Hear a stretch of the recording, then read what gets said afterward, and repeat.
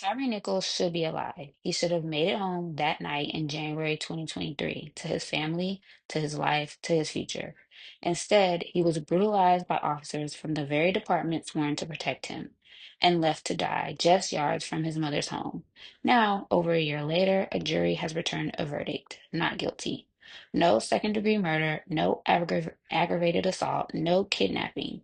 The violence was caught on camera, and still, no one was held fully accountable. If that outcome shocks you, it shouldn't, because this isn't justice failing, it's justice functioning exactly as it was designed. In January 2023, Tyre Nichols was pulled over in Memphis, Tennessee. What followed was a brutal, extended beating. He was pepper sprayed, punched, kicked, even after he was restrained. He cried out for his mother. Multiple officers were involved, all of them black, and the incident was recorded from multiple angles. But this week, a jury found three of those officers not guilty on nearly every major charge. This wasn't a case of mistaken identity. This wasn't a split-second decision. This was excessive force on camera with deadly consequences. And the law still said not guilty. So, how does this happen again and again? Michelle Alexander answered that in The New Jim Crow. The system isn't broken, it was built to work this way. A system that justifies surveillance, that protects state power, that insulates law enforcement from consequences, even when Black officers are the ones enforcing it. It's not about individual bad apples.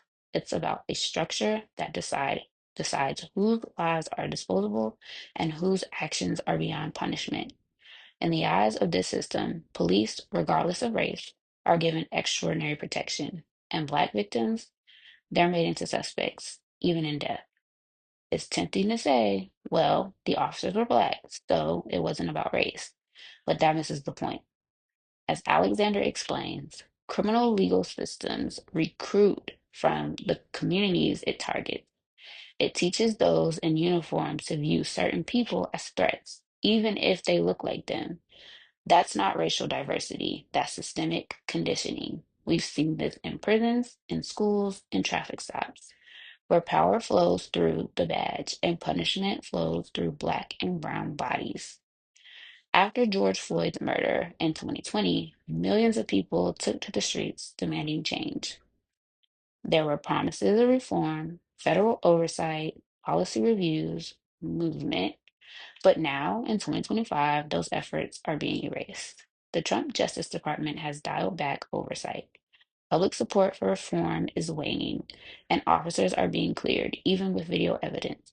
It's not just that the system refuses to change, it's that it knows it doesn't have to, because the outrage fades faster than the patterns.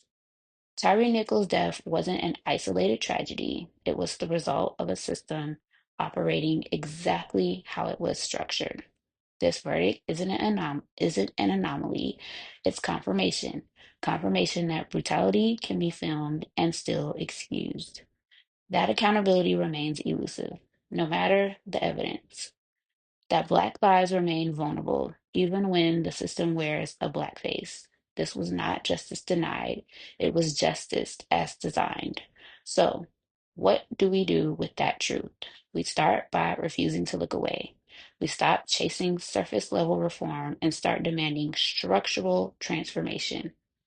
Michelle Alexander didn't write a prophecy, she mapped a blueprint, and Tyre Nichols' death and the verdict that followed proves just how faithfully that blueprint is still being followed. But blueprints can be torn down, systems can be rebuilt, not just with new laws, but with new values, new commitments, and a refusal to accept not guilty as the last word. Justice without accountability isn't justice, it's preservation of power. My link tree is in my bio to follow me on all socials. Stay informed and stay safe.